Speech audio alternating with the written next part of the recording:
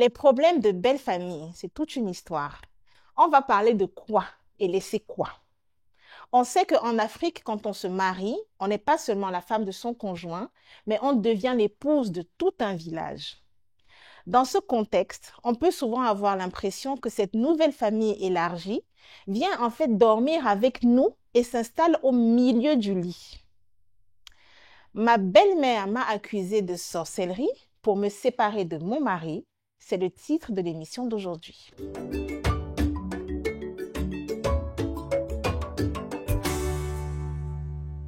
Bonjour Mélissa, Bonjour Grace, merci d'avoir accepté mon invitation. c'est moi qui vous remercie, c'est un Je, plaisir. je suis ravie vraiment de te recevoir. C'est vrai que les histoires de belle-mère, de belle famille, c'est tout un programme. On en entend beaucoup parler. Il y a toujours on va dire quoi, des petites histoires dans cette veine-là. Mais en tout cas, je suis curieuse de découvrir ton histoire.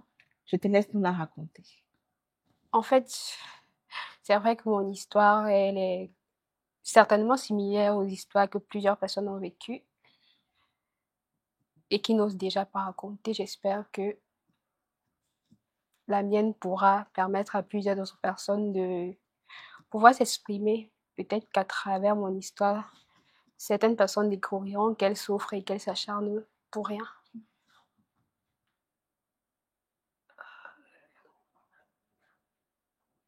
Il m'a fallu 4 longues années pour comprendre que ce n'était pas moi le problème dans mon foyer, que je n'étais pas maudite, que je n'étais pas possédée, que je n'étais pas une sorcière, mais juste une femme que sa belle-mère voulait effacer.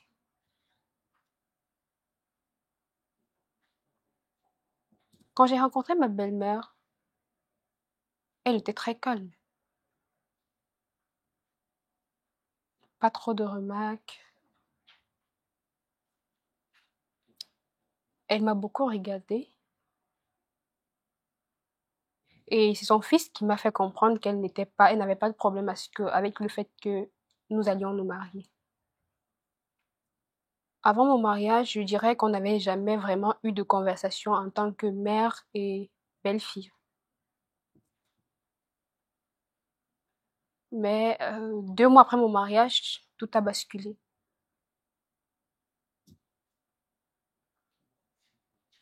Je me suis mariée avec Yvan, qui, à mes yeux, est l'homme parfait. Très calme, gentil, attentionné. Yvan ne parle pas beaucoup, mais quand il dit, il fait. Je Un homme de dirais, parole. c'est un homme de parole. Très beau déjà, physiquement, toujours bien coiffé. On dirait un sportif tout fait. On s'est rencontrés à l'université, malgré mes peurs déjà, parce qu'on sait que des hommes beaux sont des hommes que toutes les femmes convoitent. Et Oui. parfois on dit que ce sont des personnes qui ne sont jamais fidèles. Mais je n'avais jamais eu de problème d'infidélité avec Yvan. Donc, il a été sérieux avec toi dès le départ. Oui, Il a pris votre histoire vraiment à cœur, quoi. exactement. C'était d'ailleurs un très grand croyant, un vrai croyant. Donc, il s'est investi. Il s'est investi. Il a voulu que notre relation se fasse dans de bonnes conditions. De la dot au mariage religieux. Nous avons d'abord procédé par la dot. Ensuite, le mariage civil. Et pour clôturer le mariage religieux. Durant toutes ces étapes, ma belle-mère était là. Elle voulait tout savoir. Dès lors, je ne la reconnaissais pas parce que j'avais rencontré une femme calme, une femme qui ne parlait pas beaucoup. Mais je comprenais parce que c'était une femme une veuve qui avait perdu son époux très tôt et qui avait décidé de tout consacrer à l'éducation de son fils et à son épanouissement. J'ai aidé sa petite sœur financièrement avec l'espoir qu'un jour elle allait finir par m'aimer. Mais je me trompais. Je n'avais jamais imaginé que tout le combat que je menais n'allait servir à rien. Au départ, ma belle-mère me faisait des remarques banales, du genre ta cuisine est trop salée, tu es trop brillante pour être une femme au foyer, tu ne t'habilles pas comme devrait être habillée une épouse. Parce que les épouses s'habillent comment? Je ne sais pas. Mais ma belle-mère n'aimait pas ma façon de m'habiller. D'accord. J'essayais de lui plaire chaque jour. Mais un matin, tout a basculé.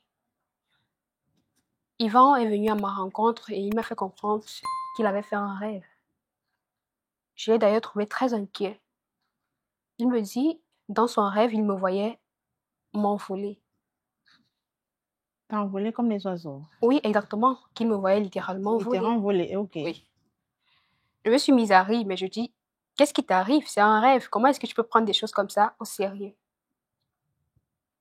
Mais son regard disait autre chose. Pour lui, c'était autre chose que des rêves. Il a précisé d'ailleurs que il avait fait des prières précédemment avec sa mère pour révéler les esprits.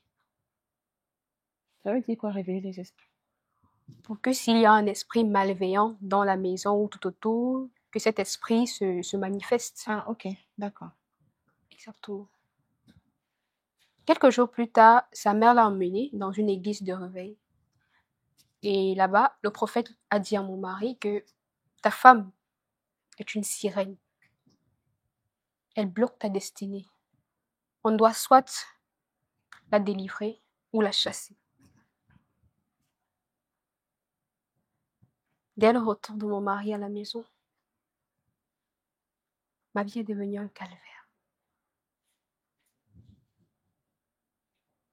Yvan ne me parlait plus. Il ne me touchait plus. Pour lui, j'étais inexistante. Quand je dormais la nuit, Yvan priait sur moi. Sur mon oreiller, chaque jour, il y versait de l'huile.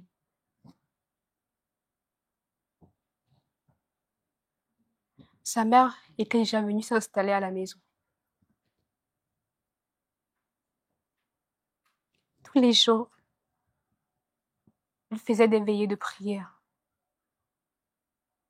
Elle fouillait dans mes affaires comme si c'était les siens. Un beau matin, j'ai trouvé à mes sous-vêtements un sachet de sel attaché. J'ai cru que je devenais folle. C'est ainsi que je suis tombée malade. Mais cela n'avait rien à voir avec le mystique. Le médecin a parlé de fatigue chronique. J'étais à bout.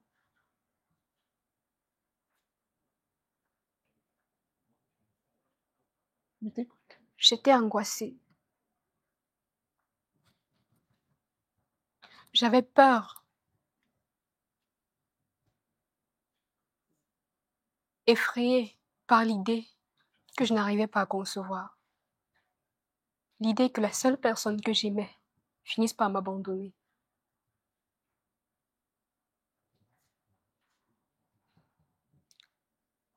Quand j'ai repris des forces, j'ai décidé d'affronter ma belle-mère. Je lui ai dit, mais maman, pourquoi est-ce que vous faites ça?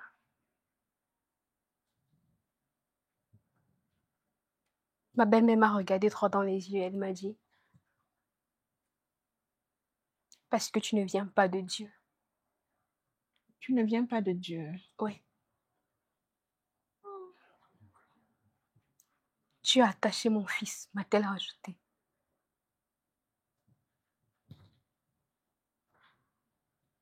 Dès cet instant, j'ai compris que jamais je n'obtiendrai son amour. Partout dans la maison, il y avait des objets de piété, des croix à chaque coin du mur. À l'entrée, elle versait du sel et de l'huile. Quand je passais dans une pièce, elle venait astiquer, comme si j'étais de la saleté. Mm.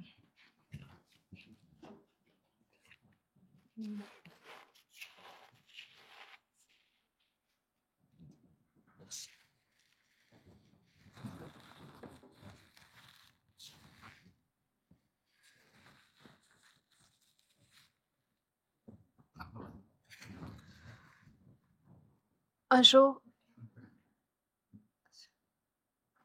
elle est sortie et à son retour, elle était accompagnée d'une vieille dame, une prophétesse, m'avait-elle dit. Elles étaient venues prier sur moi afin de me délivrer.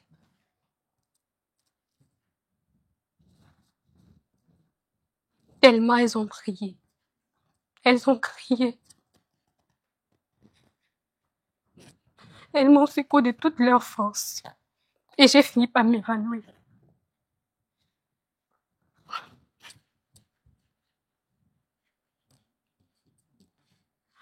À l'hôpital, le médecin a parlé d'épuisement extrême.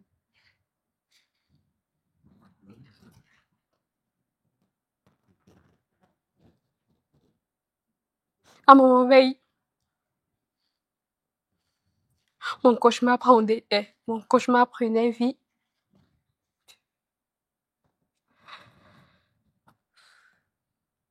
Mon mari était là, il pleurait. Il m'a dit une petite phrase.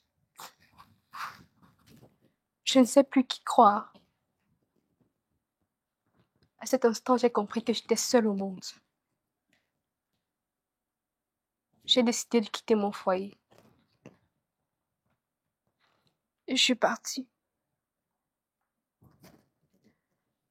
Une fois retournée chez ma mère, je n'arrivais pas à dormir. Toutes les nuits, je faisais des cauchemars. Je n'arrivais pas à manger.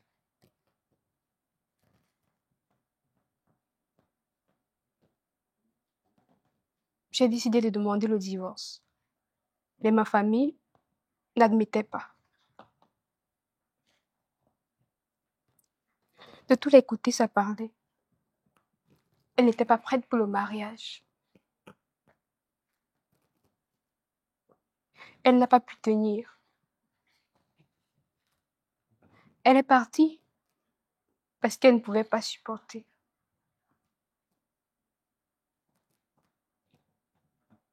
Elle était possédée.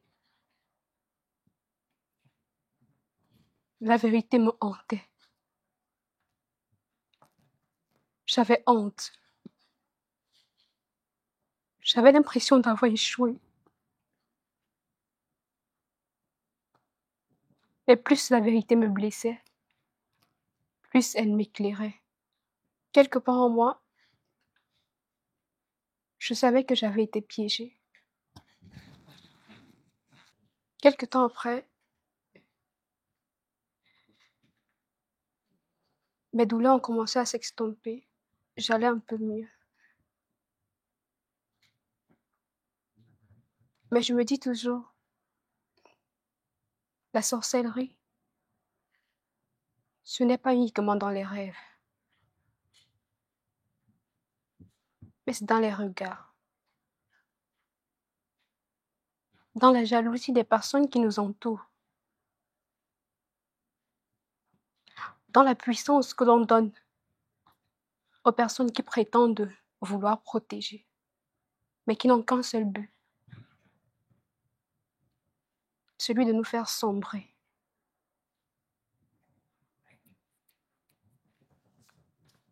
En fait, mon histoire ne s'est pas arrêtée là.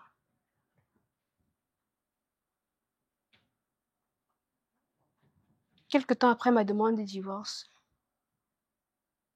Ivan a essayé de rentrer en contact. Il m'a laissé un long message dans lequel il disait qu'il avait fait un autre rêve. Et dans ce rêve, il me voyait disparaître dans la mer. Il a dit qu'il s'était réveillé en pleurs,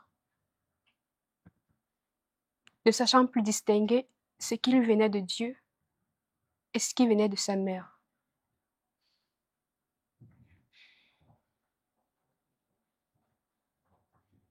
J'ai accepté de le rencontrer. Quand il est venu chez ma mère, il avait maigri. Il faisait pitié. Il m'a dit qu'il m'aimait toujours, mais qu'il était incapable d'aller contre sa mère. Je l'ai écouté sans broncher, parce que j'avais compris quelque chose. On ne peut pas bâtir une maison sur une terre qui nie son humanité. L'amour seul ne suffit pas quand la peur et l'angoisse prennent toute la place. Depuis ce jour, il est parti et on ne s'est plus jamais vu.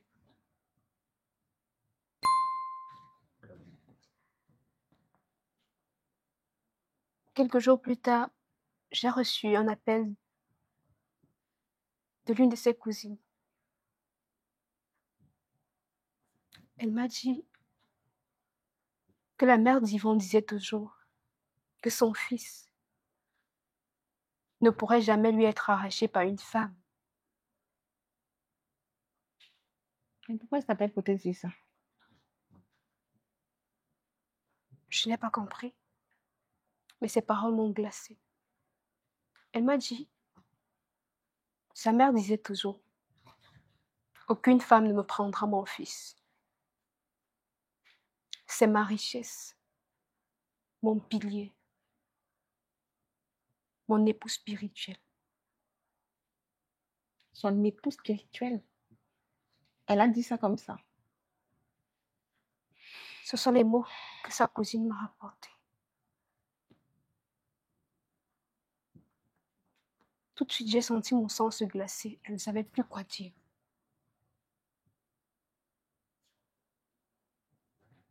C'est en ce moment que j'ai compris que je n'étais qu'une victime parmi tant d'autres. Avant moi, il avait une fiancée qui avait disparu sans aucune explication. Et avant elle, Yvan avait une camarade avec qui il était très proche. Et d'après ce qu'on m'avait rapporté, sa mère lui avait chuchoté à l'oreille, « Je sais où je vais couper les liens. » C'est en ce moment que je comprenais tout ce qui s'était passé.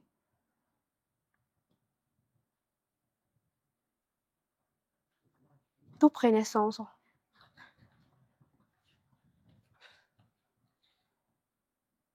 Pendant longtemps, j'ai hésité à parler parce que je sais que des personnes qui ne peuvent pas comprendre ce que je vis se mettent à rire dès qu'elles entendent une pareille histoire. Parce qu'il existe tant de personnes qui pensent toujours qu'une fille accuse sa belle-mère dans l'optique de se venger. Mais moi, je ne parle pas pour me venger. Je parle parce que j'ai été blessée. Je n'ai pas sombré. Mais je parle pour éclairer les personnes qui vivent une histoire similaire à la mienne. Je comprends. Wow. Mm. Je vais te laisser reprendre un peu ton souffle.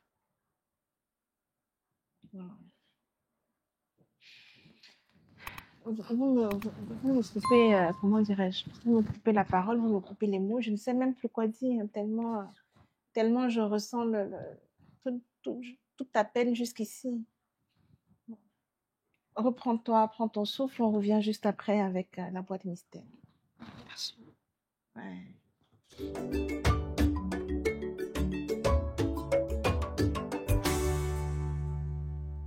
Nous sommes de retour avec la boîte mystère et avec Mélissa. Je te laisse regarder et découvrir ce qu'on t'a réservé, ce qui est dans la boîte.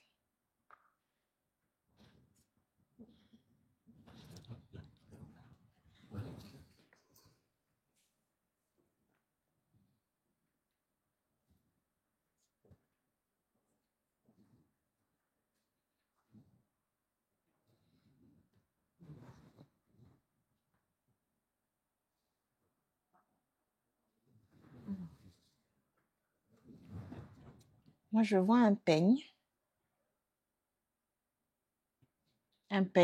relativement ordinaire, mais toi, tu as l'air toute bouleversée. Pourquoi tu es bouleversée par ce peigne?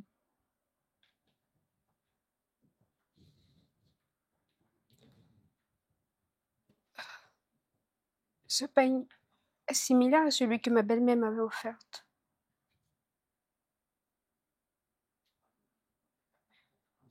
Je me souviens, le soir de ma dot, elle avait posé sur mon oreiller et m'avait dit en souriant: pour que tu te coiffes comme une vraie épouse.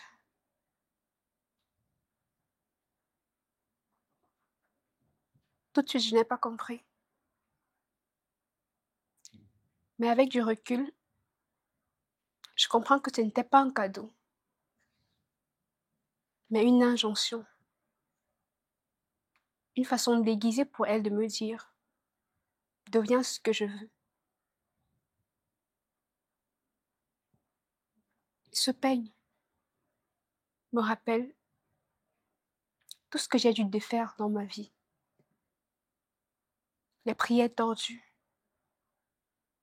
les mensonges, les manigances. J'ai défait chaque nœud avec peine. Et ce peigne me rappelle que j'ai enfin trouvé ma forme, que j'ai retrouvé ma liberté. D'accord. Je garde ce peigne. Beaucoup seront surpris, mais je ne le conserve pas comme un souvenir douloureux, mais comme la preuve que j'ai retrouvé toute ma tête, que j'ai retrouvé ma couronne de femme.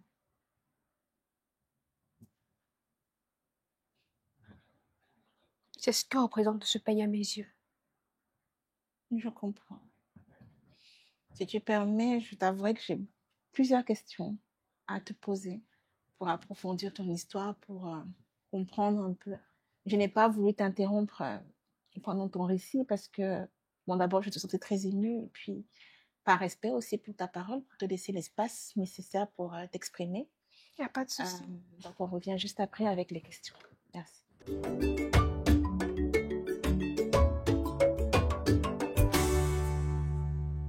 Nous sommes de retour avec Mélissa, donc, qui nous raconte que sa belle-mère l'a accusée de sorcellerie pour la séparer de son mari. Donc là, on est à la partie des questions. Moi, vraiment, la première question qui me vient à l'esprit, c'est pendant que tu as vécu tout ça, tes parents étaient où? Ta famille était où? Tu nous as raconté qu'on est venu t'exorciser chez toi. Ils étaient où? Mes parents étaient là, mais comme vous savez, en Afrique, le divorce n'est pas quelque chose d'acceptable. En Afrique, il est déconseillé d'aller pleurer dans les jupons de ses parents quand ça ne va pas dans le foyer. Donc du coup, et aussi au fond de moi, j'avais espoir que ma belle-mère allait finir par m'accepter en tant que fille. C'est pourquoi je me suis battue durant tout ce temps. Et donc, tu as avalé tout ça, tu es resté tranquille. J'avais espoir. Oh. Bon, quand tu dis maintenant qu'elle t'a donc accusé, elle a dit que tu étais une sirène, que oh, tu as attaché son fils. Est-ce que marabout pour marabout, toi aussi tu as allé amener ton nom chez ta part de marabout ou bien tu es resté tranquille? Ah non, j'ai pas fait ça. C'est vrai que l'idée m'a effleuré l'esprit, mais je ne suis pas allée au bout de ma pensée parce que je savais qu'en empruntant ce chemin, j'allais finir par y laisser ma peau. Mhm. J'ai décidé de suivre un psychologue, de me rapprocher des personnes qui allaient me combler de cet amour-là que je cherchais éperdument près de ma belle-mère. C'est ainsi que j'ai pu guérir. Sinon, je ne conseillerais à personne de prendre la voie des marabouts parce que ça semble toujours être la meilleure des choses à faire au début et on finit par y laisser sa peau. Bien sûr, bien sûr. Les revers sont, comment dirais-je, on ne peut même pas les mesurer tellement ils sont négatifs. Exactement. Mais justement, tu parlais d'amour. Est-ce que tu penses que ton mari t'a aimé? Est-ce qu'ils vont t'aimer? Ou il t'aime toujours, je ne sais pas. Bien sûr, je n'ai d'ailleurs jamais douté de l'amour de Yvan pour moi. Yvan, je dirais qu'il m'a toujours aimé. Et quand il m'a dit qu'il m'aime toujours, je l'ai cru. Mais simplement que je ne peux pas continuer à me battre bec et ongle pour cet amour parce que Yvan n'était pas prêt à s'opposer à sa mère, qui était comme son idole sur terre. Yvan m'aimait, mais je dirais qu'il m'aimait plutôt comme une personne qui aime une chanson, mais qui n'a pas le cran de chanter à voix haute au milieu de la foule. Hmm.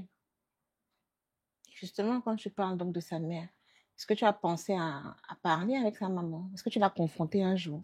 Non, Comme on dit de femme à femme, dit que, ah maman, est-ce que... non, non. J'ai décidé d'avancer et au fond, je sais que si j'essayais de retourner vers sa belle-mère, c'était comme si je ne voulais pas me détacher de son ombre. Vers sa belle-mère, vers ta belle-mère. Vers ma belle-mère, D'accord. pardon. C'est comme si je ne voulais pas me défaire de son ombre. J'ai décidé d'emprunter une autre voie, de me libérer de ce passé-là et d'avancer. Ma belle-mère, je ne sais pas ce qu'elle devient, mais sérieusement, pour avancer, pour me libérer, pour avoir la paix de l'esprit, la meilleure des choses pour moi, c'est de ne pas essayer de la confronter. Justement, tu dis te libérer. Est-ce que tu as eu un déclic? Est-ce que tu as vraiment un moment en particulier où tu te dis non, ça là, c'est la goutte d'eau. Là, je dois partir, sinon je vais venir caler, comme on dit, je vais venir finir chez des gens ici. Ou alors, c'est un ensemble d'événements qui t'a fait partir. Les événements s'enchaînaient au fur et à mesure, Mhm. mais je vais dire que j'ai décidé enfin de partir ce soir où ma belle-mère est arrivée avec une prophétesse. Elles ont prié sur moi au point où je me suis évanouie. Je me suis dit, en dehors de l'angoisse, la peur et tout ce qui m'entoure, si je continue à me battre de cette façon, je vais finir par laisser ma peau. Si je tombe malade sans cesse, personne ne m'entoure, comment est-ce que je vais faire pour avancer dans ces mesures? Et le pire encore, c'est quand mon réveil, je trouve mon homme qui me certifie qu'il n'a pas confiance en moi et qu'il ne croit pas en moi. C'est dès cet instant que j'ai décidé de partir. D'accord. C'était à refaire. Tu te remarierais. Est-ce que tu recommencerais ton histoire avec Yvan? Ou alors, dès que le gars t'a dit bonjour, tu allais fuir. Yvan, j'ai pas de problème particulier avec Yvan. C'est une bonne personne. Juste que sans avoir être trop grossière ou sans avoir exagéré, Yvan vit selon ce que désire sa mère. C'est pourquoi il arrive déjà qu'il soit perdu dans ses pensées, qu'il n'arrive même pas à discerner ce qui vient du très haut c'est-à-dire ce qui vient de Dieu, de ce que lui dit sa mère. C'est comme si son univers tourne autour de sa mère. Et je ne trouve pas qu'il est nécessaire que je vienne m'infiltrer dans ce monde-là. Est-ce que c'est ce qu'on peut appeler vulgairement les hommes princesses? Hommes princesses, je ne dirais pas.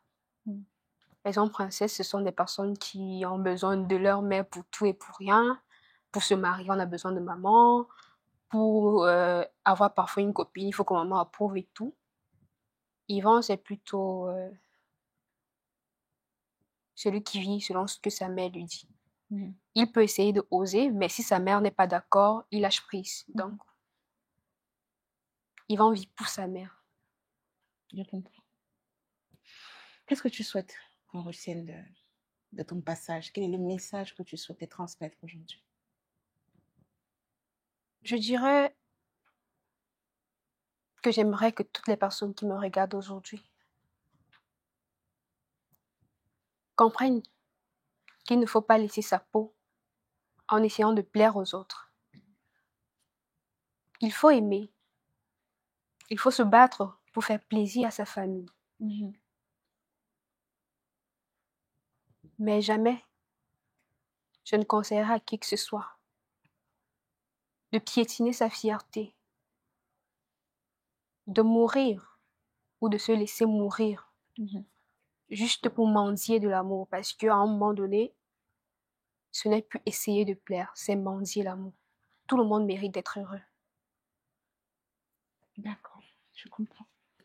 On va terminer avec cette nouvelle rubrique que nous avons lancée cette saison, dont nous proposons à nos invités de choisir à qui ils souhaitent parler, donc soit à leur moi du futur, ou leur moi du passé devant un miroir. On revient tout de suite avec le miroir de la vérité.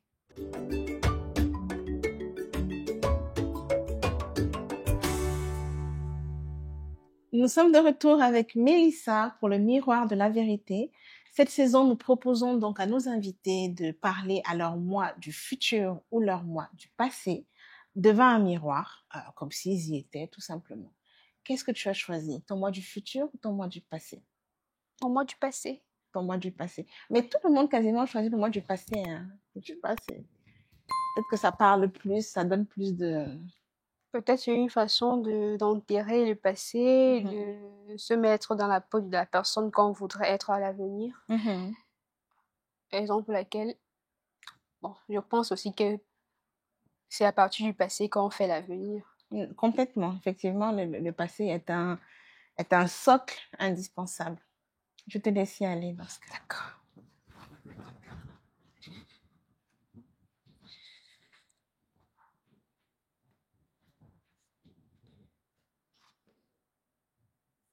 C'est quand tu veux. Toi, tu t'es battu pour exister. Tu as pleuré en silence. Tu as crié dans ton oreiller. Et tu es resté digne, même quand il te salissait. Tu as aimé sincèrement. Tu as servi, donné, prié. Et malgré tout, ils t'ont accusé. Ils ont tenté de t'éteindre la Bible à la main, avec de l'huile sur le front, avec des mots déguisés en prière. Mais tu t'es réveillé. Tu as écouté ton corps, tu as écouté ton âme. Tu as décidé de prendre la fuite. Et ce jour, tu n'as pas fui la vérité. Tu l'as embrassée. Regarde-toi. Tu es belle. Pas parce que tu as survécu sans séquelles, mais parce que chaque cicatrice brille de ton courage. Tu n'es pas une sirène. Tu es une femme. Tu es un rivage. Et désormais, tu n'appartiens plus à personne. Regarde-toi, Mélissa. Tu es vivante. Tu es libre. Tu es toi. Merci beaucoup, Mélissa. Mais quelle détermination. Moi-même, je suis J'ai l'impression que tu m'as grondé. Désolée, j'ai trop parlé fort. Non, c'est bien. Non, chacun parle comme il veut parler. Il n'y a pas de problème, je t'en prie, assieds-toi.